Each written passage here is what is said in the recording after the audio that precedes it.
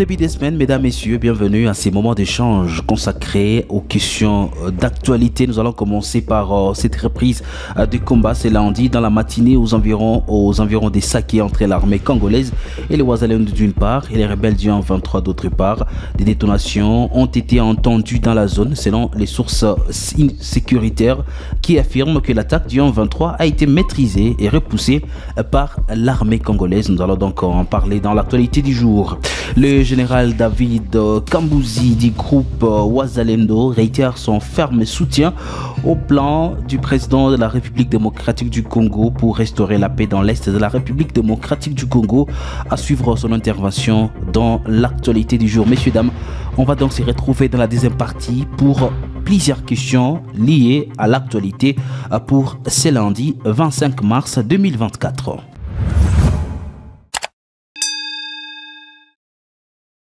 Reprise des combats ce lundi 25 mars 2024 dans la matinée aux environs des Saké entre l'armée congolaise et les Wazalendo d'une part et les rebelles du 23 d'autre part.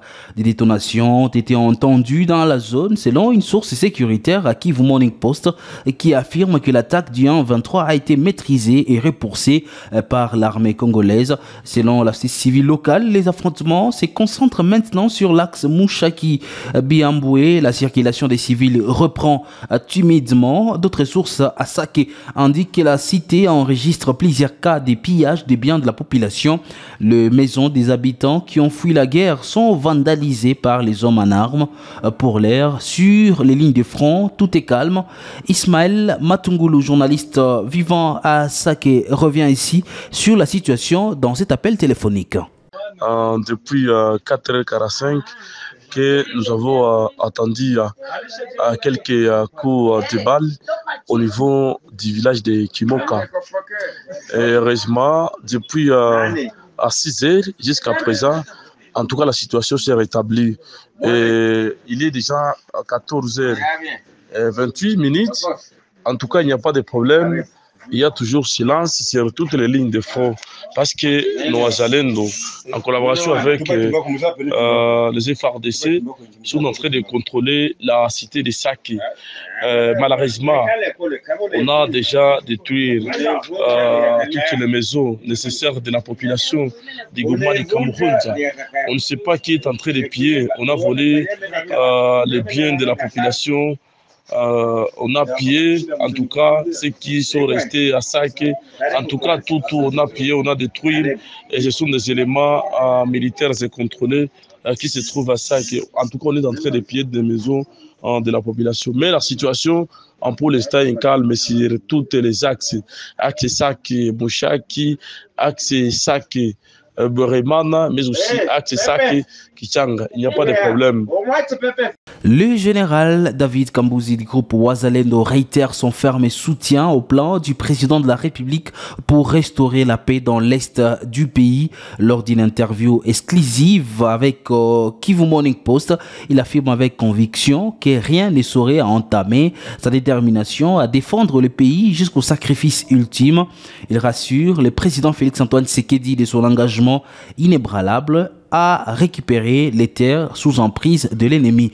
La patrie ou la mort, affirme-t-il. Il en parle dans cet extrait de cette émission. Sababu sisi ni jeshi yenye ilijitoa kuunga mkono raisi kwa sababu raisi ni mzalendo. Na mwenye anajikuta kama yeye amechoka atatoka, lakini sisi tungali kumsimamo ya kuendelea kupigania nchi kwa sababu tunajua kwamba tuko na ushindi na tutashinda, sababu mwenye haki hayashindwa kamwe. Na kwa muda kama na huu, kwani hiyo ni message special. Leo tumekuwa nafikiri mwezi wa 3 mwaka 2024 na wananchi wanakuwa wakieleza mambo mengi. Tumekuwa tariki 25 March mwaka 2024. Watu wamesema kwamba kundi lenu tayari nyinyi kama vile Wazalendo mumesema mumefuta takataka, mtaweza tena kutumika na rais wa Jamhuri ya Kidemokrasia ya Kongo. Sijue unazungumziaje mambo kama na hiyo? Ile maneno yote yenyewe yanasemeka ni uongo. Sie tulijitoa kuunga mkono raisi kwa sababu ni mzalendo. Tunajikuta ni patriote. Hatupungukiwe na tunajua kama tutajikaza hata na wenyewe hawaja kamata silaha tutawaambia wakamate silaha kusudi tuendeleshe kazi ya kuunga mkono rais wetu, kwa sababu hakuna shida yoyote yenye tunaona yenye inaweza kutuma tunashindwa kumuunga mkono. L'intégralité de cet entretien avec Ronelin Tibonera et le général David Kambouzi à suivre sur la chaîne YouTube de Kivu Morning Post. Un notable de Rutshuru et défenseur des droits humains tire la sonnette d'alarme sur des soupçons de détournement d'une partie de l'assistance humanitaire destinée aux déplacés des récents affrontements de la province du Nord Kivu. Cette assistance envoyée par le gouvernement de Kinshasa via certains députés nationaux élus de la région aurait été détournée. Des députés nationaux du Nord Kivu font partie de la délégation gouvernementale chargée de distribuer cette aide aux déplacés des zones touchées par des combats opposant les forces armées de la République démocratique du Congo à d'autres groupes armés, affirme Mboussa Mukanda.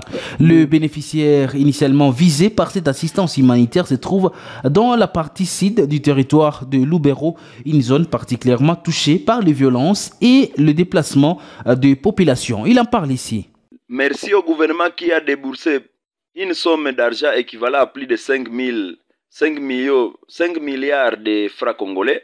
Mais nous signalons que, selon le dire, cette somme devrait être distribuée équitablement à tous les déplacés de guerre qui sont dans la province du Nord Kivu. On ne refuse pas, mais nous savons que au moins la majorité des déplacés de guerre sont aussi du territoire de Lubero, qui n'ont pas bénéficié d'aucune aide humanitaire, malgré que certains députés nationaux ont, dans les zones des médias, communiqué qu'ils ont distribué 180 tonnes de vivres à la population d'ici du territoire de Lubero. Pour dire, nous ne voyons pas clair si la distribution de ces 5 milliards de dollars, de francs congolais. Nous demandons à la justice congolaise, aux autorités compétentes, de pouvoir faire des audits pour que cette somme de déplacés destinée à l'aide humanitaire de 5 milliards de francs congolais puisse être tracée et pour que ces déplacés puissent bénéficier. Pour dire, nous avons de preuves que les déplacés qui sont aussi du territoire de Lubero, qui ont fui les affrontements entre les M23 et les RDF la première semaine du mois de mars, n'ont pas été enregistrés et n'ont rien bénéficié comme aide humanitaire.